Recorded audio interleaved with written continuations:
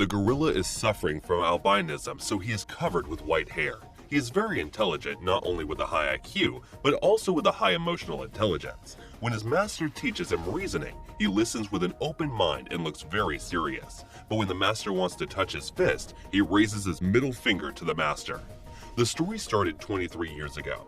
In 1993, a gene manipulation company, Intergene, invented a breakthrough technology called CRISPR to genetically modify living things to treat incurable diseases. However, in 2016, CRISPR was banned by the US intelligence due to its potential to be misused as a weapon of mass destruction. Meanwhile, Athena-1, a space station owned by Intergene, is on the verge of collapse after a laboratory rat mutates and nearly kills the entire crew.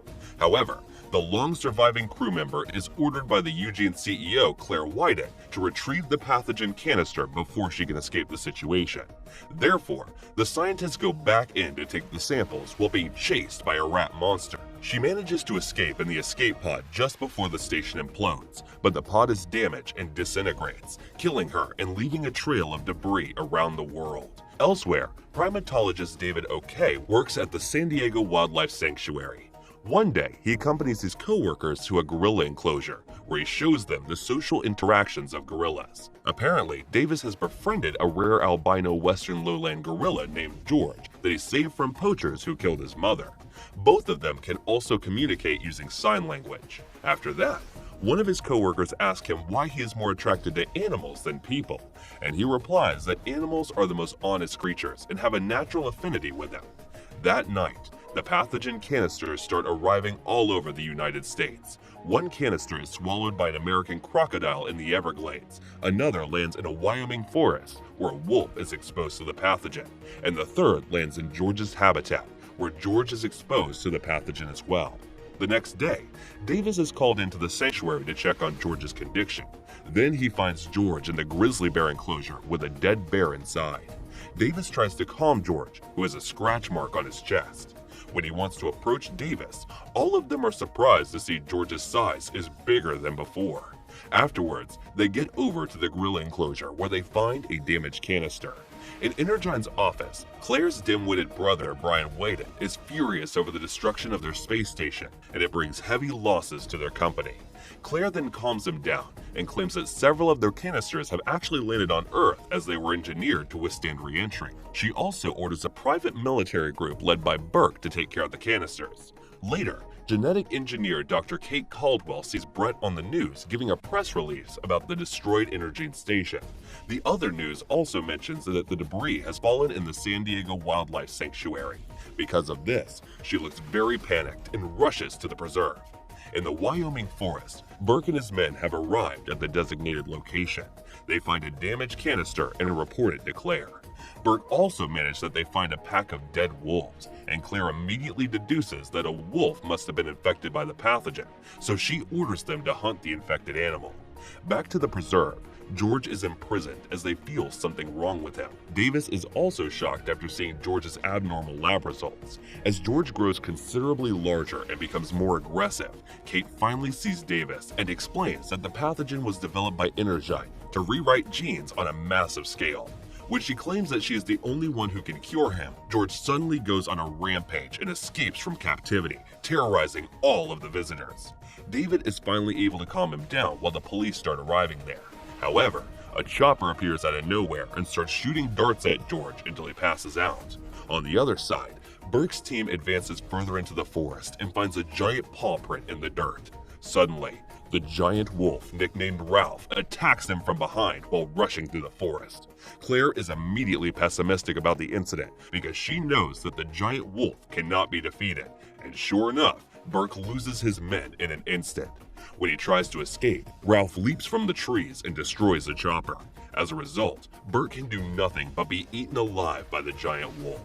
At night, Davis and Kate are detained by a government team led by Agent Harvey Russell, who wants to put George on an airplane. Harvey believes that they have everything under control, while Davis tells him that having George on the airplane is suicidal. After checking their records, Harvey reveals that Davis is a former Special Forces soldier and member of an anti-poaching unit. He then discloses that Kate was fired from Energene for attempting to steal research from the labs, resulting in her serving a 13-month prison sentence.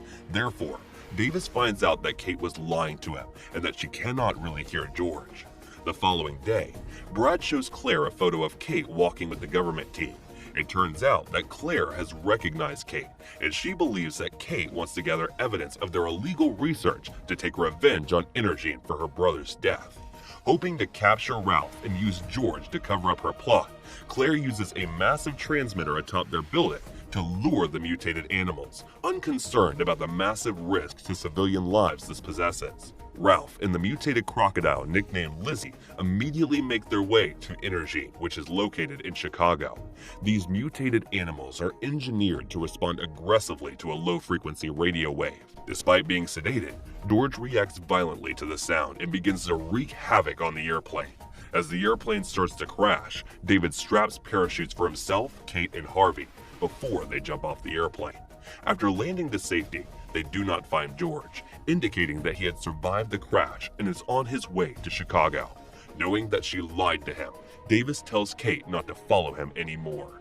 Kate eventually reveals that her brother was terminally ill while she was working for Energene, so she had hoped to advance research on CRISPR as a potential cure for her brother's disease, until she discovered Energene's plans to use it as a biological weapon. Their conversation is then interrupted by Harvey, who manages to call for help. Soon, the group heads to the military base, where they learn that George has joined Ralph on his way to Chicago. The colonel devises a plan to surround the monster in a quarry outside Chicago, as the two of them go in a straight line to the city. Davis tries to explain to the colonel that what they are about to do is futile, so he advises the colonel to evacuate Chicago. However, the colonel does not believe his explanation at all, instead ordering his men to arrest Davis and Kate as they are both fugitives. Fortunately, David is able to incapacitate the soldier, and the two are aided by Harvey in stealing an unguarded military helicopter so they can quickly get to Chicago. On the other hand, the colonel launches the attack in the quarry, but it is in vain because the two monsters go on a rampage, killing all the soldiers there. Seeing this, the colonel orders his men to prepare the artillery and intends to attack the monsters with full force while evacuating everyone in the city. The next morning, Davis and Kate finally arrive at Chicago and find the two monsters rampaging through the city as the military struggles to hold them. Even the situation worsens when Lizzie joins the duo. In the meantime, Davis and Kate are planning to steal the antidotes to turn the animals back to normal. They infiltrate Energene's base of operation at the tower to take several vials of the antidotes, but are caught by Claire and Brett. Claire reveals that the antidote only eliminates the animal's enhanced aggressiveness rather than reversing the other effects. She then takes the gun from Brett and shoots Davis in the stomach before taking Kate with her. After that, Claire attempts to escape with their research using a chopper, but the monsters start to climb the tower. After a while, George reaches the top of the tower and smashes the chopper, making Brett run away in fear. At that moment, David suddenly rushes out and helps Kate. It turns out that he didn't die. With the last vial of antidote, Davis deliberately distracts George to give Kate a chance to slip the vial into Claire's handbag. She then hits Claire and pushes her into George's path, causing him to devour her along with the antidote. On the other hand, Brett is on his escape when he runs into Harvey, who offers him to cooperate. Harvey tells him that if he wanted to be free, then he has to hand his laptop containing Energene's research. A dim-witted Brett gladly accepts and rushes out of the tower, but is killed by falling debris. As the damaged tower starts to collapse, David and Kate board Claire's chopper to protect themselves. Fortunately, both of them manage to survive the crash, while George rises from the debris and has returned to his normal personality.